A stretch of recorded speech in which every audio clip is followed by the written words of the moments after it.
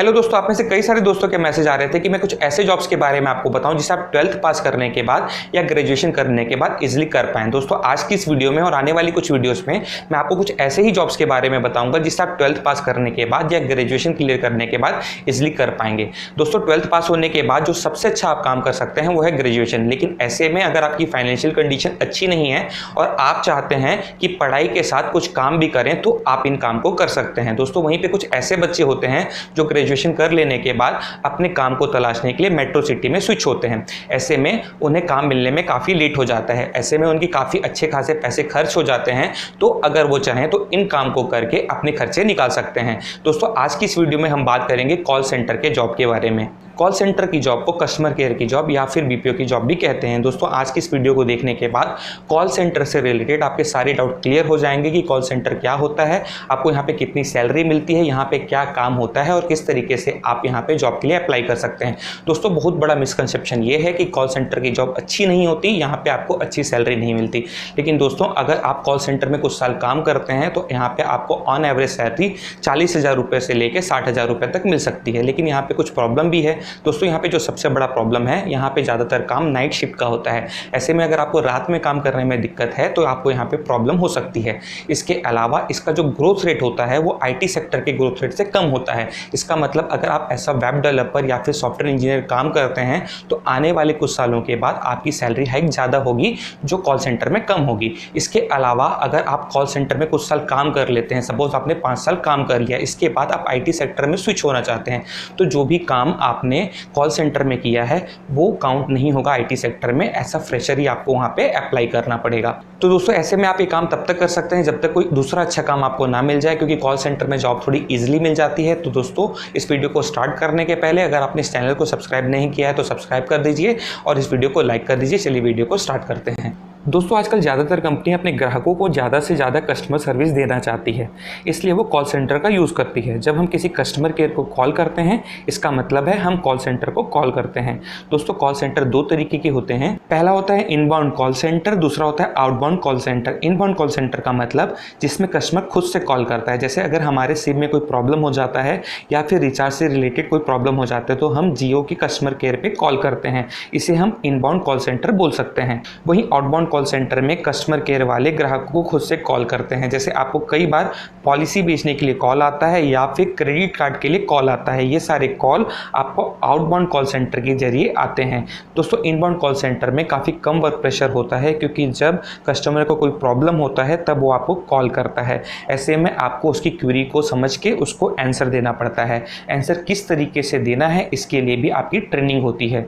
वहीं outbound call centre में ज़्यादातर काम टारगेट बेस्ड होता है। ऐसे में अगर आपने टारगेट कंप्लीट नहीं किया तो आपकी सैलरी कट भी सकती है, और अगर आपने टारगेट कंप्लीट किया और अच्छा किया तो आपको इंसेंटिव भी मिल सकता है। तो दोस्तों आपको कोशिश करनी है कि इनबाउंड कॉल सेंटर पे ही आपको जॉब मिले। अगर हम बात करें कि क्या क्वालिफिकेशन रिक्वायर्ड है कॉल सेंटर में जॉब करने के लिए, तो दोस्तों ज़्यादातर कंपनियां 12th पास आउट स्टूडेंट को या फिर ग्रेजुएशन पास आउट स्टूडेंट को हायर करती हैं।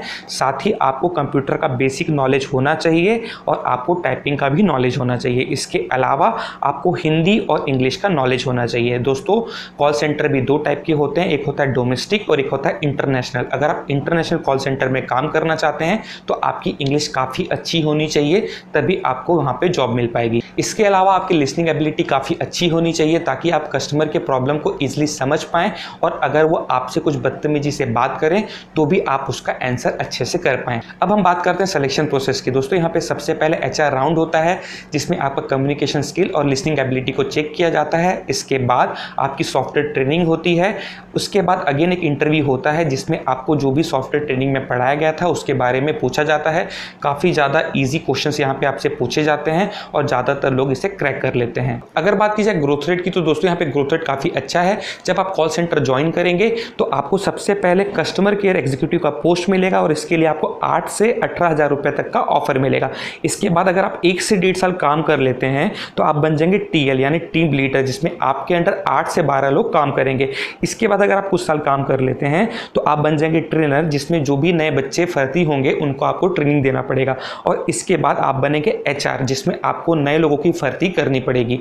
अगर बात की जाए मिलने वाली फैसिलिटी की तो अच्छी कॉल सेंटर कंपनियां कैब की फैसिलिटी फैसिलिटी आपको देती है, जिसमें घर से पिकअप और ड्रॉप की फैसिलिटी होती है। इसके अलावा कॉल सेंटर के एम्प्लॉय को लंच या डिनर की फैसिलिटी भी मिलती है। दोस्तों दुनिया का 65% कॉल सेंटर इंडिया में है, तो काफ़ी ज़्यादा काम अवेलेबल है कॉल सेंटर का इंडिया में। साथ ही दोस्तों कॉल सेंटर की जॉब में सबसे ज़्यादा ओपनिंग रहती है, लगभग वीक में 2 से 3 बार इसकी हायरिंग होती है। तो दोस्तों अब मैं आपको बता देता हूँ कुछ टॉप कंपनियों के बारे में जहाँ पे सबसे ज़्यादा ओपनिंग अवेलेबल है। ये कंपनीज है ज़ेनपैक्ट, 3i infotech, WNS global service, TCS BPO, IBM, 24/7 customer private limited, Infosys BID, Wipro BPO। दोस्तों इन कंपनियों के ब्रांचेस इंडिया के ज़्यादातर सिटी में अवेलेबल हैं। अगर आप इसका नियरेस्ट ब्रांच देखना चाहते हैं तो आप गूगल कर सकते हैं। तो दोस्तों अब मैं आपको बता देता हूँ उन 3 तरीकों के बारे में जिससे आप यहाँ पे जॉब के लिए अप्लाई कर सकते हैं। दोस्तों यहाँ पे जो पहला तरीका है और जो सबसे बेस्ट तरीका है वो है डायरेक्ट इन कंपनियों में जाके वॉकिंग अटेंड करना। दोस्तों ज़्यादातर इन कंपनियों में डेली हायरिंग होती रहती है, तो आपको अपना अच्छा रिज्यूम बना के इन कंपनियों में जाना है और उन वॉकिंग को अटेंड करना है। दूसरा जो तरीका है वो है टॉपमोस्ट जॉब वेबसाइट में जाके अपना प्रोफाइल बनाना और यहाँ पे कॉल सेंटर के जॉब को सर्च करना है। इसके बाद आपको अपना रिज्यूम यहाँ पे अपलोड करना है। दोस्तों जब आप यहाँ पे ऐसा रेगुलर करेंगे तो कुछ दिनों के बाद कॉल सेंटर कंपनियों से आपको कॉल मिलेंगे। दोस्तों यहाँ पे ये भी हो सकता है कि कुछ फ्रॉड कंपनियां आपको कॉल करें और आपसे पैसों की डिमांड करें। तो दोस्तों यहाँ पे आपको एक और बात जाननी जरूरी है कि कोई भी अच्छी कंपनी आपसे पैसों की मांग नहीं करेगी। अगर वो आपसे पैसों की मांग कर रही है तो वो फ्रॉड है, आपको पैसे नहीं देने हैं और ऐसी कंपनियों से बच के रहना है। दोस्तों तीसरा जो तरीका है वो है जॉब कंसल्टेंसी के थ्रू। दोस्तों जॉब कंसल्टेंसी भी 2 टाइप की होती है। पहला होती है पेड, जो आपसे पैसे चार्ज करती है, और दूसरा होती है फ्री, जो आपसे कोई पैसे चार्ज नहीं करती। दोस्तों आपको यहाँ पे फ्री जॉब कंसल्टेंसी के जरिए जॉब को सर्च करना है।